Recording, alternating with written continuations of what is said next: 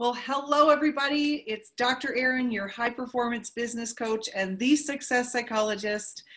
And welcome to this training. We are going to be talking about the answer to the question that I get asked the most. So this is the question that I get asked the most. And it is, Dr. Erin, how do you get so much done? And, in thinking about this training and thinking about how I've answered that question in the last year, the last 2 years, as people have watched me grow my business and really just take things to the next level, as well as the clients that I work with, people say that about them as well. I realized that the answer to this question might surprise you, and the answer to this question might be different than what you imagined. And you might imagine that this training then is a training on productivity, and it's not. And so this is how I always answer the question of, Dr. Erin, how do you get so much done? And I always say, it just comes out of me, I say, I am just so clear on my mission. I'm so clear on my mission. I'm so focused on my mission. And being hyper-focused on your mission, your calling, some people call it that, your passion, it makes you appear insanely productive because you become insanely productive. So let me take you back to the first time that someone ever called me obsessed. And it wasn't a good description, right? So about 5 years ago, I was training for my first fitness competition. And I never dreamed of being in a string bikini on stage at the age of 40. But what I did want to do is learn how to stop eating Oreos. So that's my story. I'm sticking to it. In the process of working out at the gym with these friends that I had made, we all decided we were going to compete. And it took about a year to prepare for that. There was a lot of work to be done. And I was at the gym a lot. I was at the gym daily. And towards the end of the competition training, I was at the gym twice a day. And they have these awards at the gym for the most frequent flyers, the most frequent visitors. And of course I won. And I'm thinking, I would hope that I would win. Like, who else is here more than us, right? But this man came up to me and he said, gosh, you're so addicted. And it struck me. It came out of nowhere. But instantly, reflexively, I responded, do not confuse addiction for passion. I am passionate and I am on purpose. I mean, it just came out. I was like, oh, do not confuse my passion for an addiction. So what we're going to be talking about today is a concept that when we study high performers, there's 6 habits that high performers have, and this is one of them. And one of the habits that high performers have is productivity, and that's not what we're talking about today. We are talking about a concept that's called necessity. So let me back up. When Brendon Burchard, my researcher, mentor, researched high performers, the biggest study in the world of high performers. And remember, high performers are people that have success above standard norms over a long period of time, while also being happy, joyous, and free, feeling joyful, confident, and fully engaged in their life. They have awesome relationships and awesome health. That's a high performer. When we study high performers, there's something fascinating about them. They don't use words like, I'm hustling and I'm grinding and I'm just, they're not miserably building their empire. They are joyfully doing a thing. And from the outsider's view, it can appear like they are obsessed. And we're going to be talking today about obsession and how it is a good thing. And it's unequivocally a shared trait of high performers. So high performers are not stressed. They don't burn out. In opposition, right? The definition of a high performer is they don't experience those kind of feelings. And when you interview them, they describe a sense of their calling, their mission, their purpose, their passion. It almost calls to them, and it causes them to rise up and play at their A game. It calls them and calls them to rise up and fulfill their mission. It calls to them and requires them to do the thing that they're called to do with excellence, with purpose, with urgency, and with passion.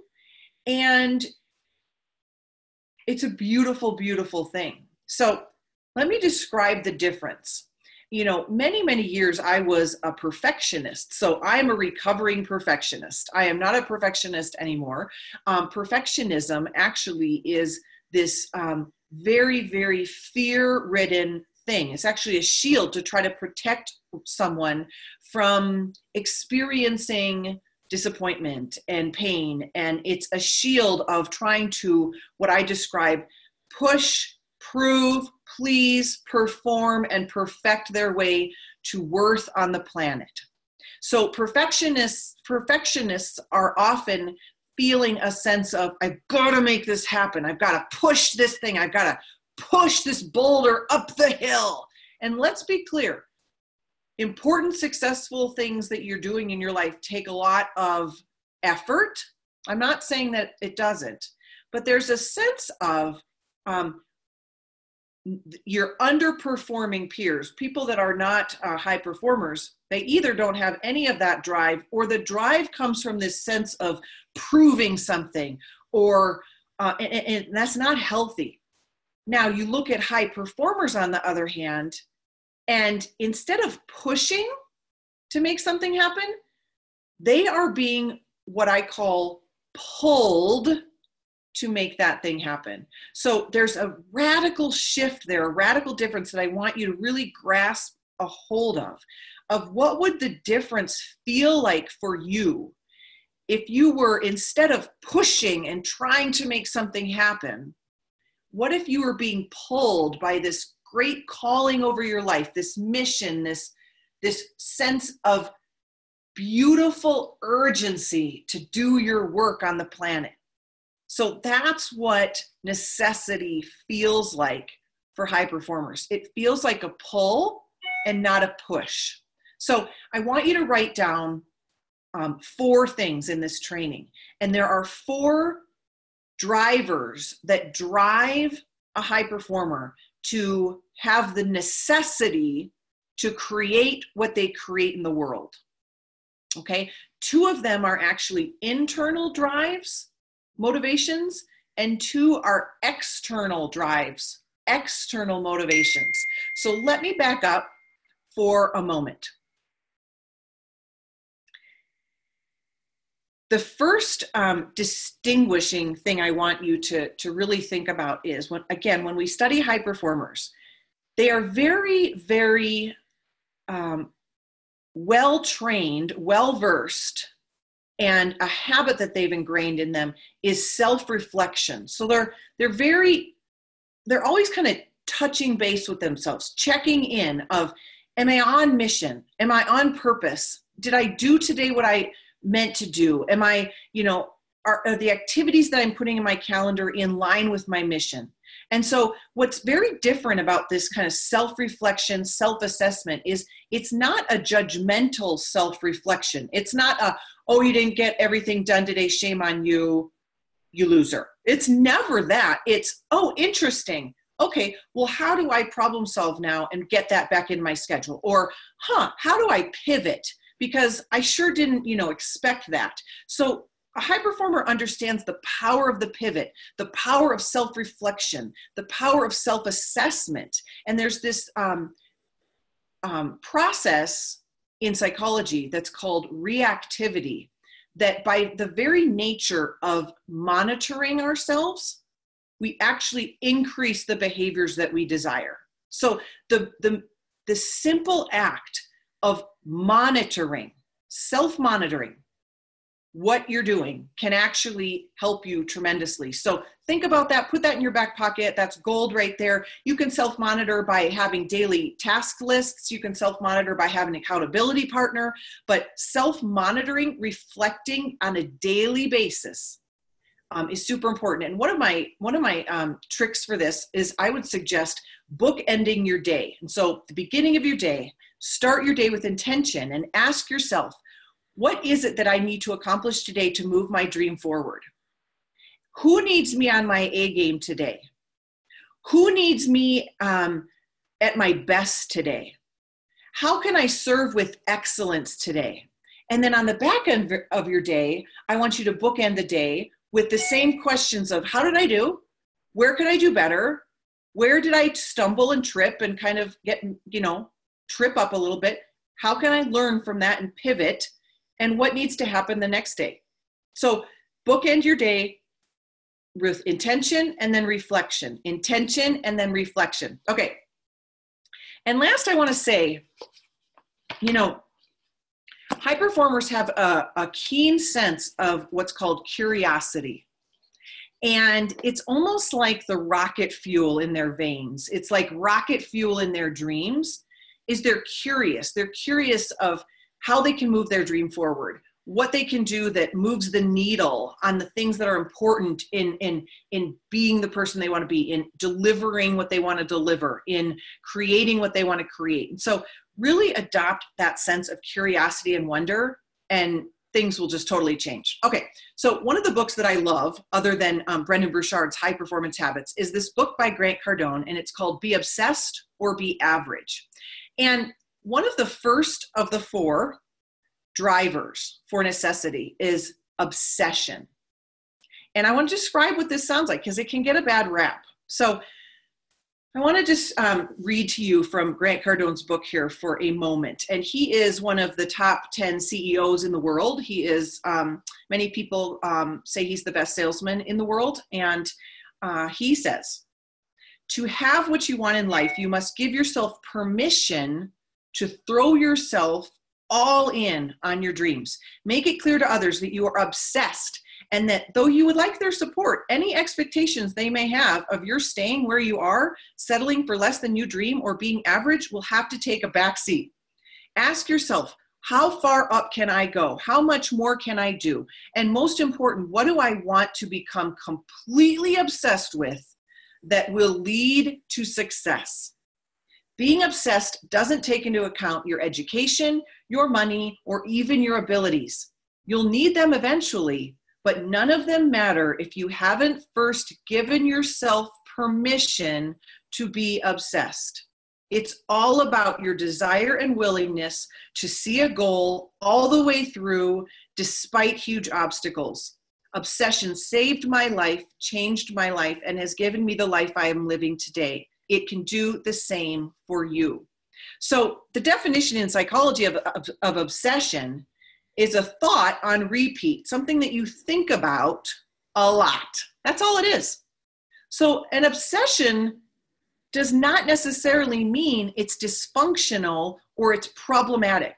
And I look back on some of my branding in my business, and one of my taglines is, I'm obsessed with greatness. And I thought of that, I realized Grant Cardone has that in his book too, but isn't that fun?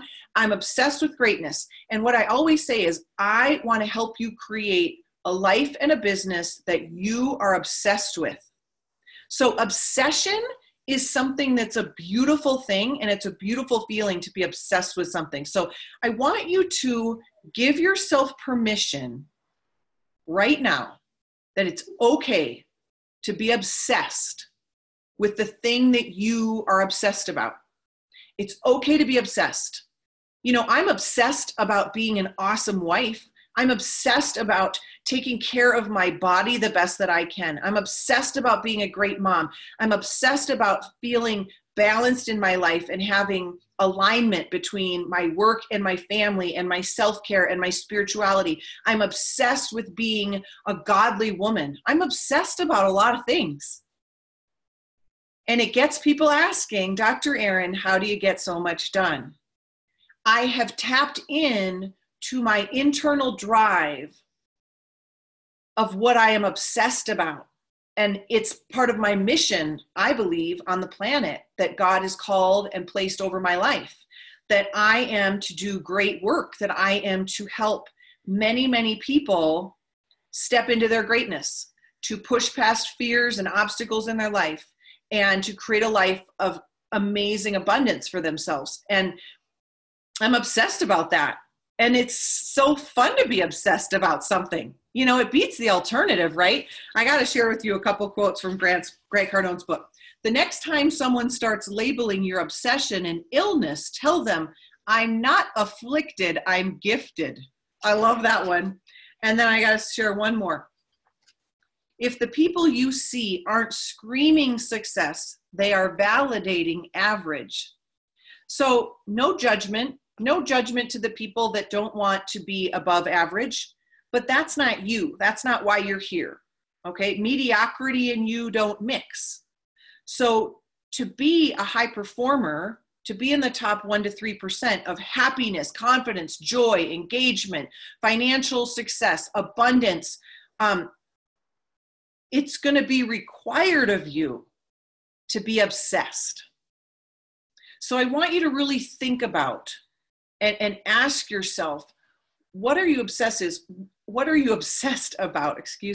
What must you do? What must you do because it's so in congruence with your best ideal self? What must you do because it's so in congruence with the calling that you have heard has been placed over your life? What must you do to be in congruence with what lights you up? What must you do? One of the things I learned that I had to do was I had to do one-day live events, and I had to do it before I was even given any sort of proof that people would come, any sort of guarantee. I just had to do it. It was what I was called to do. And I remember thinking the joy of doing a one-day live event would be good enough. I hoped people would come. I hoped people would buy tickets. I hoped people would buy my programs that I would sell, but I wanted to do the thing for the sake of that was my calling. That's what would give me joy. And so I did it. So one of the things, the internal drives is obsession. The second internal drive is what's called identity. So I want you to ask yourself, when you consult your ideal best self, that person, he or she, knows the answers. They know the answers. They know how you should be behaving. They know how you should be showing up. They know what kind of energy you should bring to others. They know how you should discipline your mind and your habits and your calendar. They know how you should take care of your spirituality and your self-care and your health.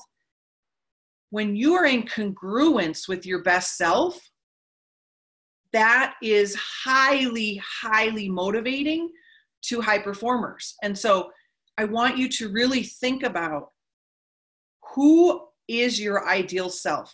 What words would describe her or him? And then what behaviors would you need to do that would be in congruence with that ideal self? And I will tell you what, that is when we reach our potential. In psychology, it's called self-actualization. And that desire, that need to reach one's full potential is the internal drive that causes one to create an abundant, successful life. That is the internal motivator that is called necessity. So the two internal drives, again, are, what is your identity? What do you know is your highest calling for your highest, best version of yourself? And how can you be in congruence with that highest self? And then what are you obsessed about? What do you love learning about? What are you just in love with learning about? That's your obsession. And it creates a sense of being pulled. Remember, we talked about that, being pulled versus pushing. When you are obsessed with something, you don't need to push your way to doing that thing. You just want to get to it. Like, I wake up, I'm like, how can I get to it? Right?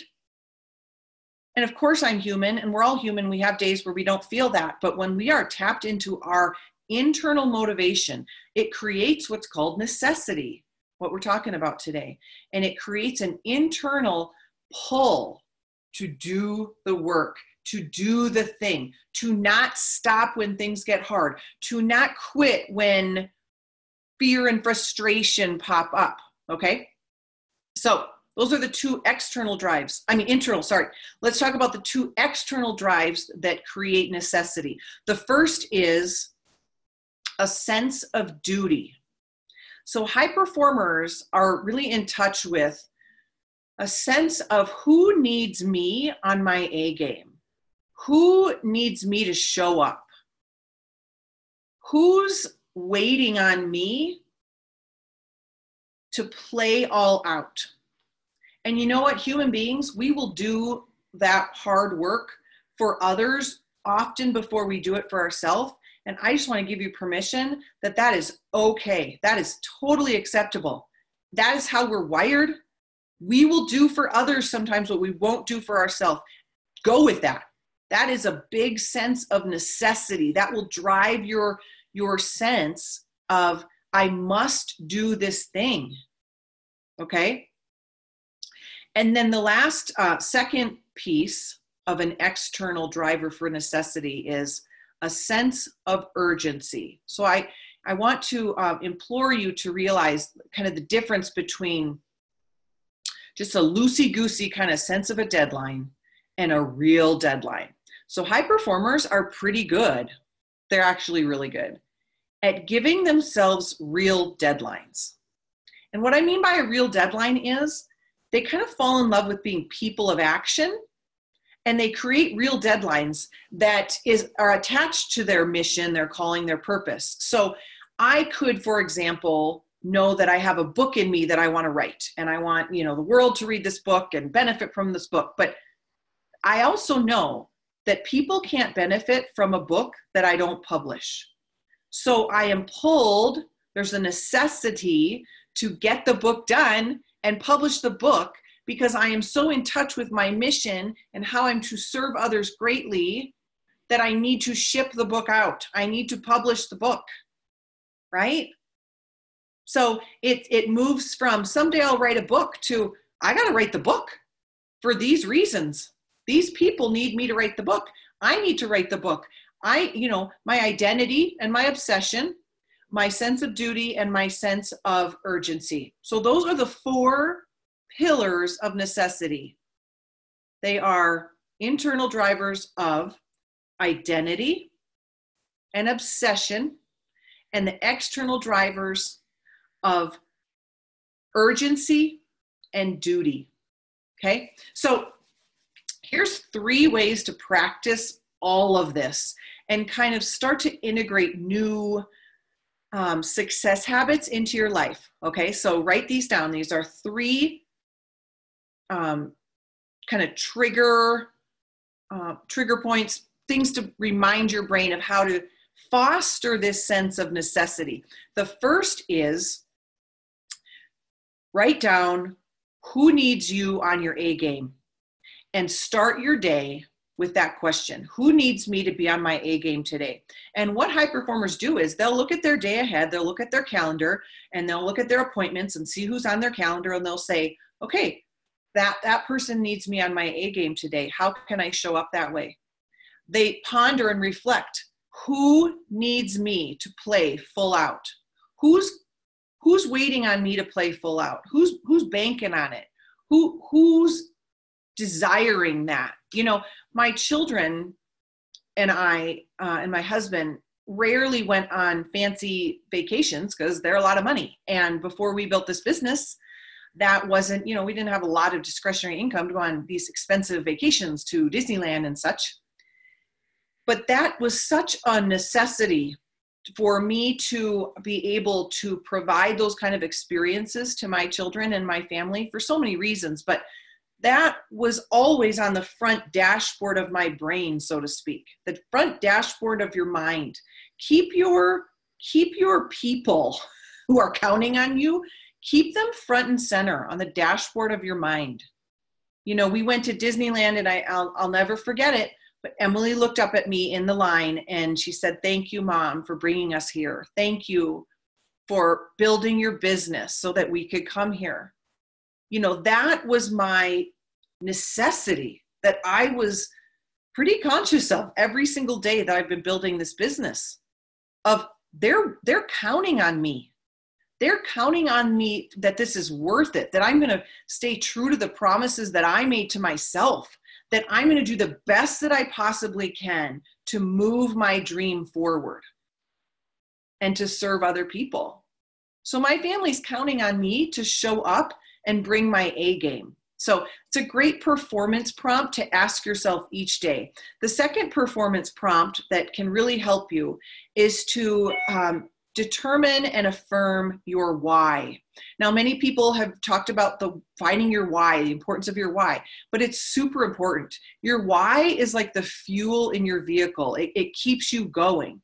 And what I want to suggest is, I want you to write down your goal for your business by the end of 2019. So one little note here, goals need a deadline, remember? So we have a sense of urgency, but we have a real deadline. So what do you want to accomplish by the end of 2019? So see, it's very different to say, I want a successful business versus I want to serve 20 clients by the end of 2019, or I want to grow my email list by 500 people by the end of 2019, or I want to help 12 families walk into their dream home if you're a realtor by the end of 2019, okay? The brain loves specificity, and it's a goal-achieving machine. So I want you to write down your goal, but then I want you to realize that your why is actually the feeling that you desire to feel when you reach that goal. So the way that I felt when we were in the Disneyland line and Emily thanked me, I had that in my brain as a vision of how I wanted to feel, how we would feel, knowing that I had taken them on a vacation, that Garth and I had done that, right? And what that would feel like. You know, if your goal is to have a certain amount of money in the bank, it's usually not the amount of money, it's how you're going to feel when you look at your bank statement. It's a sense of peace. It's a sense of personal freedom, right? So your why is actually the feeling that you will feel when you achieve the goal. And the best way to get to your why is to write down your goal and then ask yourself, you know, and fill in this sentence. I want this so that, and fill in your so that. And I want you to so that yourself about 7 to 8 to 9 layers deep. So I want to make $200,000 so that I can take my kids on family vacation. I want to go on family vacation so that I can see the look of joy on my children's eyes when they experience something new. I want to be I want to, you know, see the look of joy on my kids' eyes on vacation so that I feel like I really fulfilled my potential and provided my family with some awesome experiences in life. And I want that so that, or because, and you do that 6, 7, 8, 9 layers, and you will get to your true why. And usually people's true why is a sense of freedom, or it's a sense of self-actualization, like they've leveled up into the person, the ideal self that they really, truly always wanted to be. So really explore your why and keep that also on the dashboard of your mind every day. I want you to revisit your why every morning. I want you to think about your why before you go to work. I don't want you working anymore without your dream and your why right in front of you, because otherwise you're just a worker bee. You're just a worker bee, and we're so much more than that, okay? The third performance prompt that I want to leave you with is level up your squad. And what I mean by that is really take inventory of who are you hanging out with. When you ask the most successful people, what is their, you know, what's the key to success? They invariably almost always say, I figured out how to hang out with other successful people. And I do not mean that you cut out people that are in your family or your friends. I mean, go and make new friends and ask yourself, How can I join other circles or create other opportunities to gather up a tribe around me of people who will support my dream and I can support those, and who are also obsessed like me, right? And who will understand the value of being a high performer, and who are going in the same direction as I, who I can lean on when things get rough and tough. And they will speak truth into me. They will not give me the easy way out. They will speak truth into me. So, you know, to be honest, I find a lot of these people at events. That's why I go to so many events. I go to so many conferences, because guess what? People who go to conferences, they want to find people who go to conferences, right? They want to find other people that go to conferences for the same reason. Where else? I mean, those are my people who love learning, who love leveling up, who hate mediocrity, who don't like being average, who believe in the power of investing in themselves, who believe in the power of sharing their energy and generosity with others. Like, that's who goes to conferences, personal growth and professional growth conferences. So it's no surprise that most of the people now in my inner circle and who are my growth friends, I found at conferences. So again, your 3 performance cues to kind of raise up your performance necessity is 1, remind yourself who needs you on your A game. 2, affirm your why. And 3, level up your squad.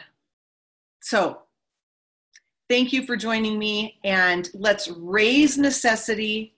It's the high performance habit, one of 6 of them. High performers have a sense of necessity. And you'll see then that the answer to how do you get so much done truly is, I'm so clear on my mission. Bye.